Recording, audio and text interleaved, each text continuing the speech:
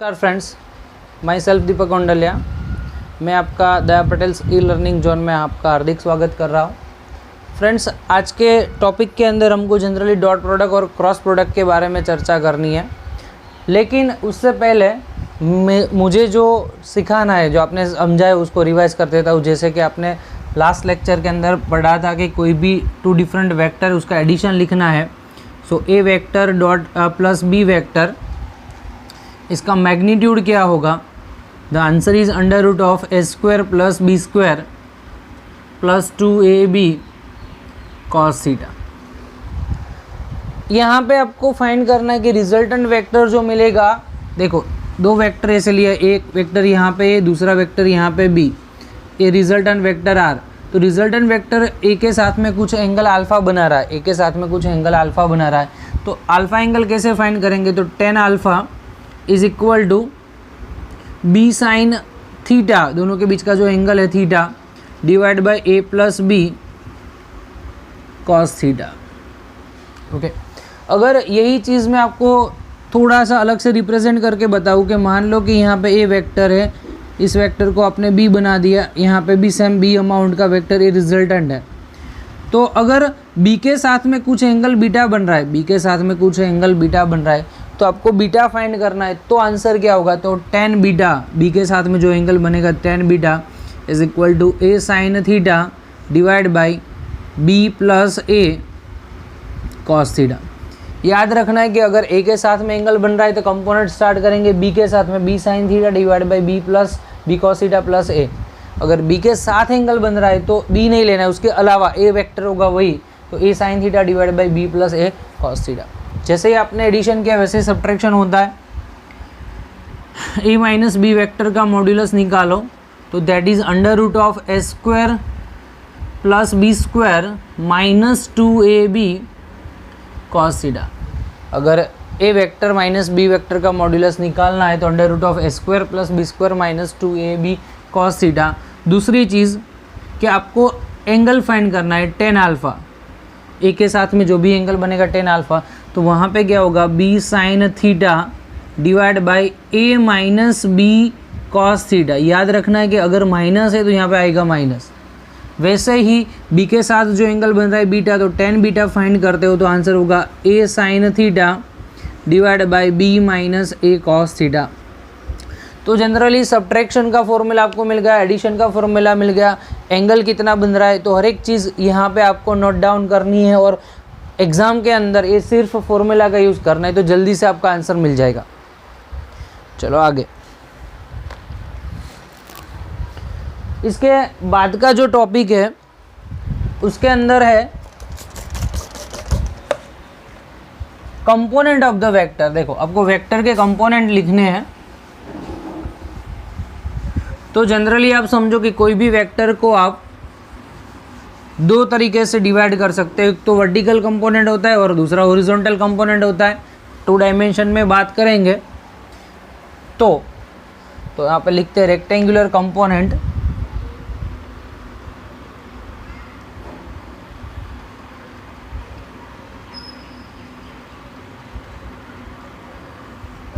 Rectangular component आपको कैसे लिखने हैं? तो देखो, समझो, यहाँ पे कार्टेशियन कोऑर्डिनेट सिस्टम लिखो x y। यहाँ पे मैंने वेक्टर बना दिया a, एक वेक्टर बना दिया a। a वेक्टर जो है उसका प्रोजेक्शन डिफाइन करते हो, a वेक्टर है उसका प्रोजेक्शन डिफाइन करते हो।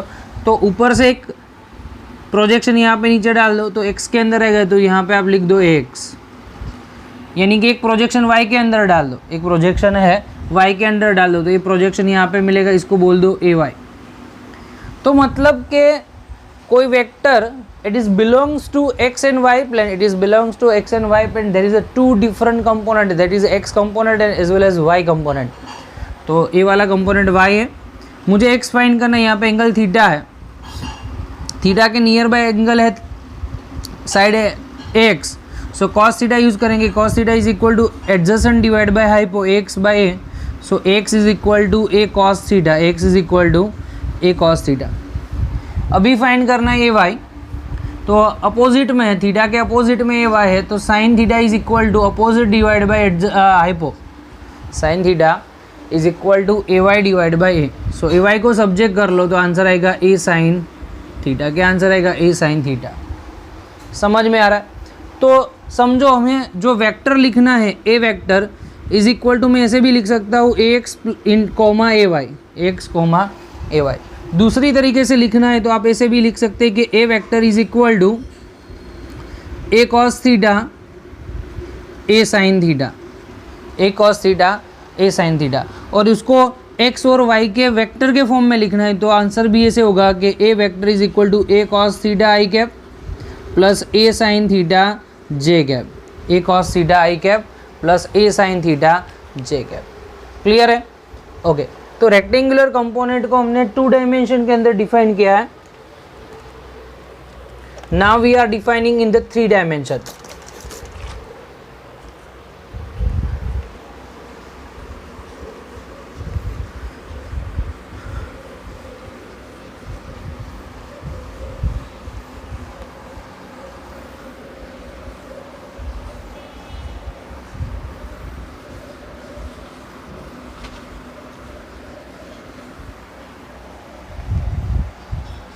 चलो 3 डायमेंशन में फाइंड करने के लिए पहले तो आपको कार्टेशियन कोऑर्डिनेट सिस्टम 3 डायमेंशन के अंदर बनानी होगी। Here is the x, here is the z and here is the y. Vector a which makes alpha angle with x, vector a makes alpha with x, beta with y and gamma with Z.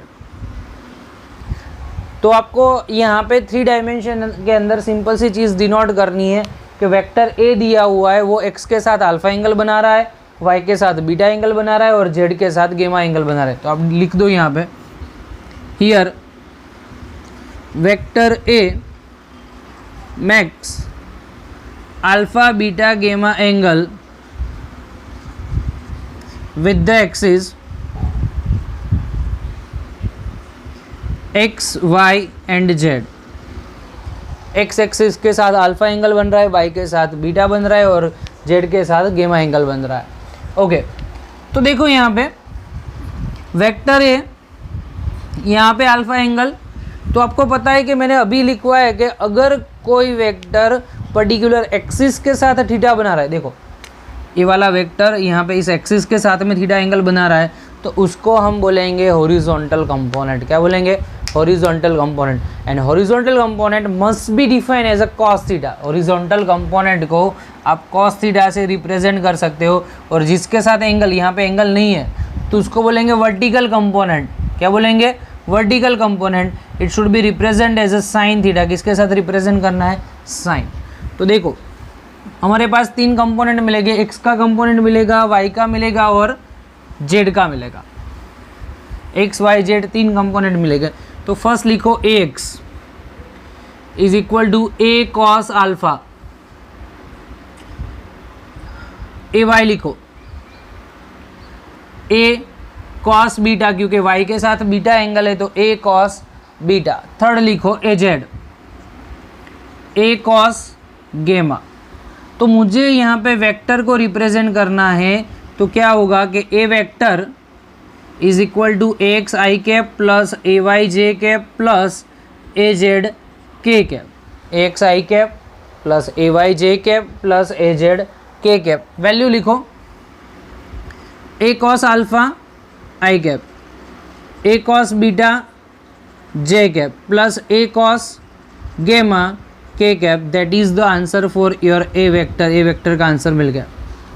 लेकिन मुझे क्या करना है कि इसका magnitude find करना है। तो मैग्नीट्यूड ऐसे ऑलवेज होता है, कोई भी पर्टिकुलर वेक्टर होता है उसके जितने भी कंपोनेंट है उसका स्क्वायर करो, बाद में उसका एडिशन करो, देन आफ्टर स्क्वायर रूट निकालो तो आपको मिल जाएगा मैग्नीट्यूड। तो देखो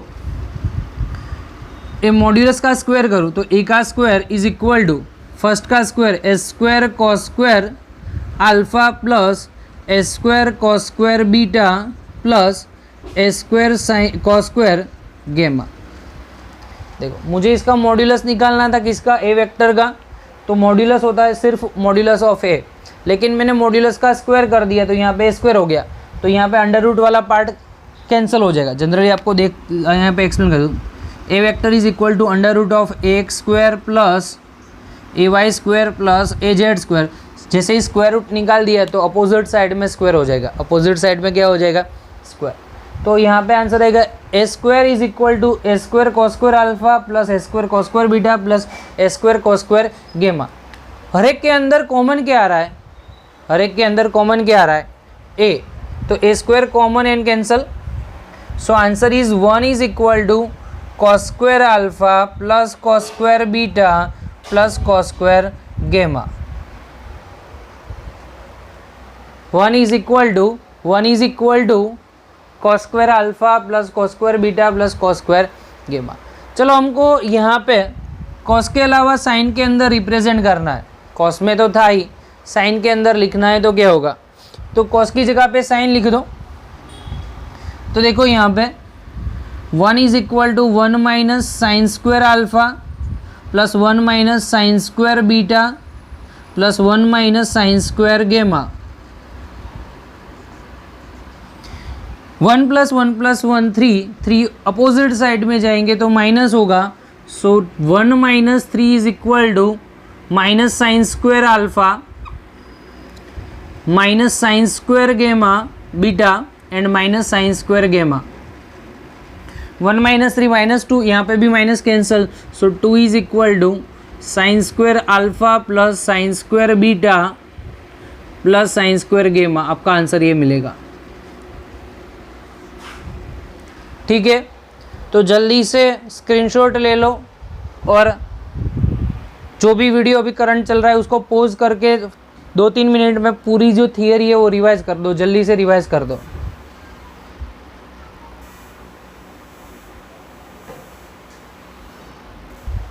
चलो तो स्टार्ट करेंगे डॉट प्रोडक्ट के साथ।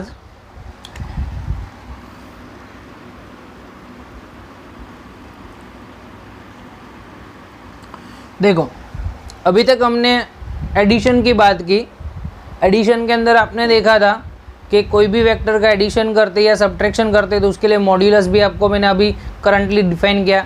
देन आफ्टर एंगल कितना मिल रहा है वो भी मैंने डिफाइन किया। अभी करंट आपको प्रोडक्ट करना है, एडिशन ख़त्म, सब्ट्रैक्शन ख़त्म, then after we have to product यानी कि मल्टीप्लाई करना है। तो मल्टीप्लाई कैसे करेंगे वो हमको समझना है। तो उसके लिए 2 डिफरेंट मेथड है। First is the dot product and another is the cross product. 2 different method, first is the dot product and second one is the cross product.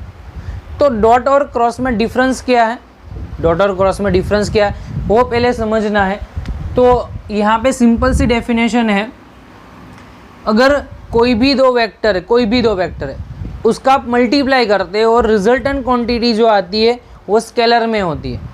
मान लो कि एक वेक्टर मैंने फोर्स ले लिया, दूसरा वेक्टर मैंने ले लिया डिस्प्लेसमेंट। फोर्स और डिस्प्लेसमेंट का मल्टीप्लाई किया तो मुझे मिल रहा है work done, but work done is the scalar quantity, मतलब इसके पास मैग्नीट्यूड नहीं है। तो इस कंडीशन पे आपको जो भी मल्टीप्लाई करना है वो मल्टीप्लाई होगा डॉट प्रोडक्ट के फॉर्म में। कैसे फॉर्म में होगा, डॉट प्रोडक्ट। तो यहाँ पे लिख दो, if resultant quantity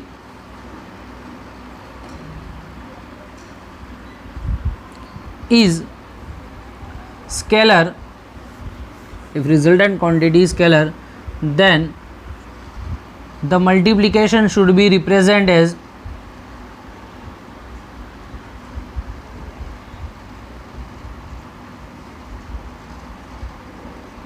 as dot product. Okay. तो डॉट प्रोडक्ट रिप्रेजेंट करने के लिए हमको क्या करना है, तो सिंपल सी चीज़ है कि एक वेक्टर ए ले लो, vector A dot vector B is equal to A B cos theta. Vector A dot vector B is equal to A B cos theta. याद रखना है कि अगर दो वेक्टर के बीच में डॉट प्रोडक्ट हो रहा है, मतलब कि स्केलर क्वांटिटी मिल रही है रिजल्टेंट वेक्टर, तो वहाँ पे उसको रिप्रेजेंट करने के लिए बीच में सिंबल यूज़ करना है डॉट का। किसका यूज़ करना है, डॉट का। जब डॉट रिमूव करते हैं तो ए और बी जो वेक्टर थे उसके वेक्टर निकल जाएंगे, वो हो जाएंगे मैग्नीट्यूड के फॉर्म में।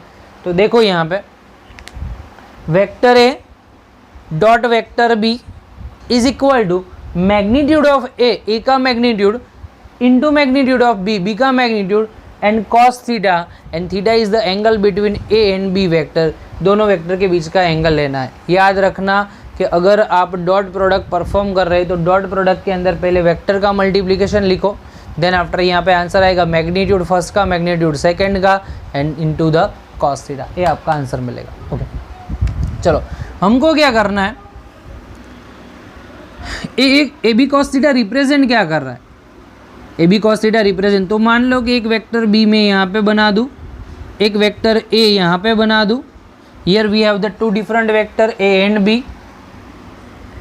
चलो अब क्या करेंगे, तो सिंपल सी चीज़ है कि यहाँ पे नीचे से ऊपर का जो बी वेक्टर है उसका मैंने एक प्रोजेक्शन बना दिया, यहाँ पे प्रोजेक्शन बनेगा तो ये एंगल 90 का होगा, यहाँ पे एंगल थीटा का है, तो आप इसको बोलेंगे बी जो वेक्टर है यहाँ पे कुछ एंगल बोलेंगे तो इसको बोलेंगे इतना, ओ से लेके एम तक बी का कंपोनेंट, तो B component of B,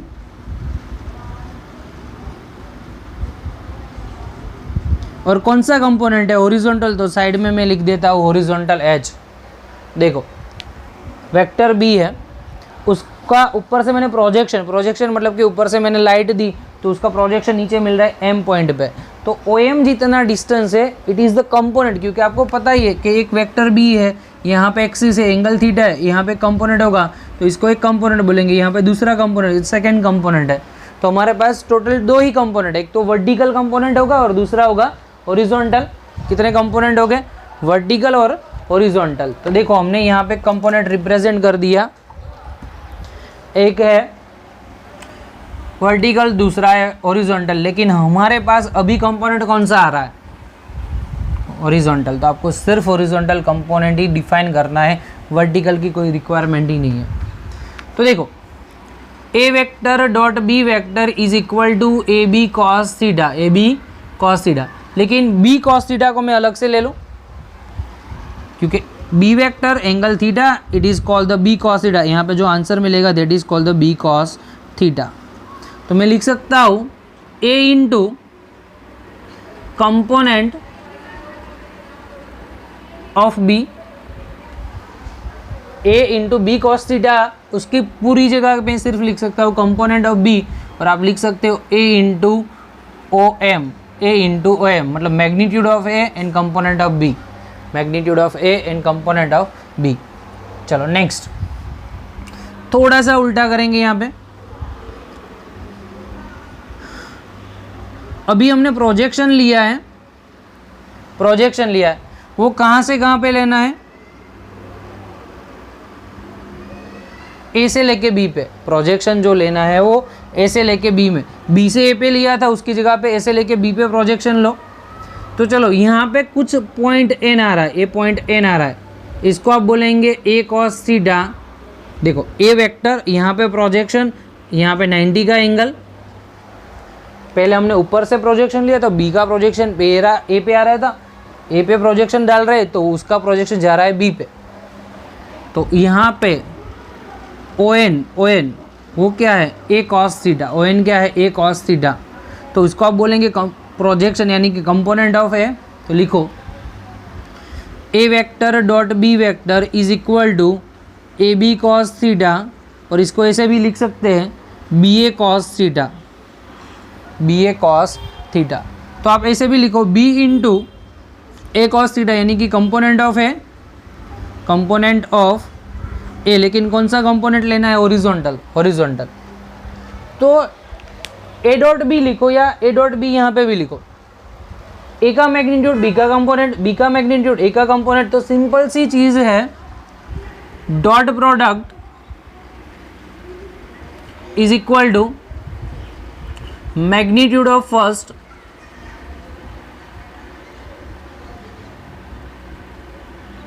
first into component of second is equal to, दूसरी चीज में लिखना है तो magnitude of second into component of first. तो मतलब याद रखना है कि dot product is equal to पहले का मैग्नीट्यूड दूसरे का कंपोनेंट, दूसरे का मैग्नीट्यूड पहले का कंपोनेंट, बस यही चीज़ याद रखनी है। Dot product is equal to क्या हो गया, पहले का मैग्नीट्यूड दूसरे का कंपोनेंट, दूसरे का मैग्नीट्यूड पहले का कंपोनेंट, यही चीज़ में आपको डॉट प्रोडक्ट डिफाइन कर सकते हो। चलो जल्दी से रिवाइज कर लो जल्दी से।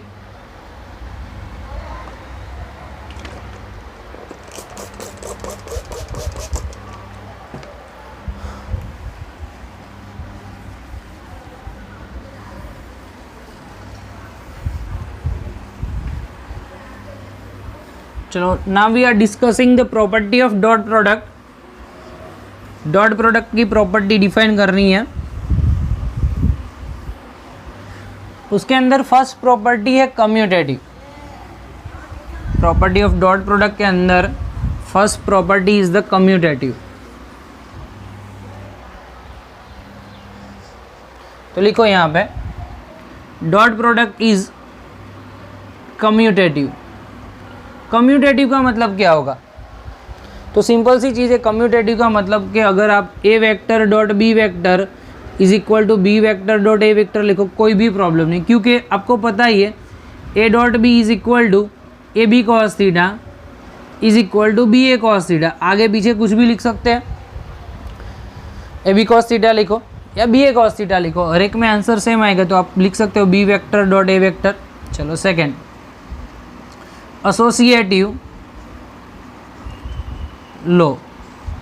Second one is the associative law. तो मतलब कि यहाँ पे एसोसिएशन का लो यूज़ करते हैं, जैसे एग्जांपल के साथ में एक्सप्लेन कर रहा हूँ। A vector dot B plus C vector is equal to A vector dot B vector plus A vector dot C vector. A vector dot B plus C is equal to A vector dot B plus A vector dot C. मतलब कि अगर आप पहले B plus सी का resultant vector find कर लो, उसको ए के साथ में डॉट प्रोडक्ट के फॉर्म में लेते हो, तो इन दोनों का मल्टीप्लिकेशन ए डॉट बी यानी कि फर्स्ट वेक्टर का और सेकंड वेक्टर का dot product plus first vector का लास्ट वेक्टर यानी कि थर्ड वेक्टर के साथ में डॉट प्रोडक्ट, ऐसे डिराइव करना है। तो कोई प्रॉब्लम नहीं। देखो डायग्राम कुछ यहाँ पे हम बनाते हैं। Here is the A vector, B vector, C vector. हमारे पास तीन वेक्टर है, A vector, B vector and C vector. तो ए बी सी कुछ यहाँ पे अलग मेथड में रिप्रेजेंट किया। मुझे बी प्लस सी फाइंड करना है, मुझे बी प्लस सी फाइंड करना है। तो उसको फाइंड करने के लिए आप क्या करेंगे? बी प्लस सी फाइंड करने के लिए आप क्या करेंगे? तो इसका रिजल्टेंट वेक्टर निकालना है। तो हेड टू हेड और टेल टू टेल, तो देखो हेड टू हेड और टेल टू टेल यहाँ पे निकाल दिया, तो ये रिजल्टेंट वेक्टर बन गए यहाँ पे।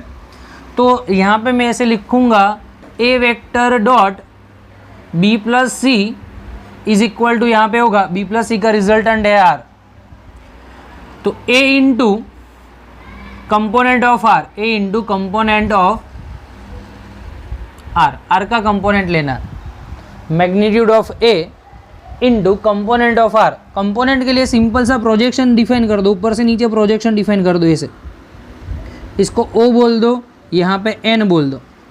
तो कितना हॉरिजॉन्टल कंपोनेंट मिल रहा है? ओ एन, ए थीटा एंगल, तो आप लिख सकते हो a into O N. Clear है? अभी क्या करो, बी का प्रोजेक्शन डिफाइन करो, यहाँ पे आएगा दैट इज एम। सी का प्रोजेक्शन डिफाइन करो, दैट इज एम एन। तो पूरा ओ एन है, पूरा O N that is equal to O M plus M N. तो मैं यहाँ पे लिख सकता हूँ A into O M plus M N, A into O M plus M N. अभी मल्टीप्लाई कर दूँ यहाँ पे इसके साथ, यहाँ पे इसके साथ, तो A into O M plus A into M N, A into O M plus A into M N. मतलब क्या होगा? Magnitude of A into O M क्या है? O M component of B, तो यहाँ पे लिख दो into component of B plus A constant यानी कि magnitude of A, magnitude of A into M N क्या है? Component of C, component of C. तो क्लियर कट ऐसे लिख सकते हैं, ए का मैग्नीट्यूड, बी का कंपोनेंट, ए का मैग्नीट्यूड, सी का कंपोनेंट। तो जिसका मैग्नीट्यूड उसको पहले लिखो तो ए वेक्टर, जिसका कंपोनेंट पीछे लिखो तो into b, plus b into b plus अभी मैग्नीट्यूड ऑफ ए, तो ए पहले लिखो, कंपोनेंट ऑफ सी तो डॉट सी। तो देखो आपका लेफ्ट हैंड साइड और यहाँ पे राइट हैंड साइड प्रूव हो रहा है, left hand is equal to right hand, so it follows the associative law, it follows the associative law. Clear है फ्रेंड्स? चलो तो आज डॉट प्रोडक्ट के अंदर हमने सिर्फ दो प्रॉपर्टी डिफाइन की है, कम्यूटेटिव की प्रॉपर्टी है और दूसरी है एसोसिएटिव की प्रॉपर्टी। नेक्स्ट लेक्चर के अंदर बाकी की प्रॉपर्टी जो भी है वो हम खत्म करेंगे और क्रॉस प्रोडक्ट की भी जो फंडामेंटल है वो भी पढ़ लेंगे। थोड़ा सा लेक्चर लेंदी होगा लेकिन बहुत ही मज़ा आएगा। Thanks for watching this video, have a nice day और please subscribe the channel and share with to your friends.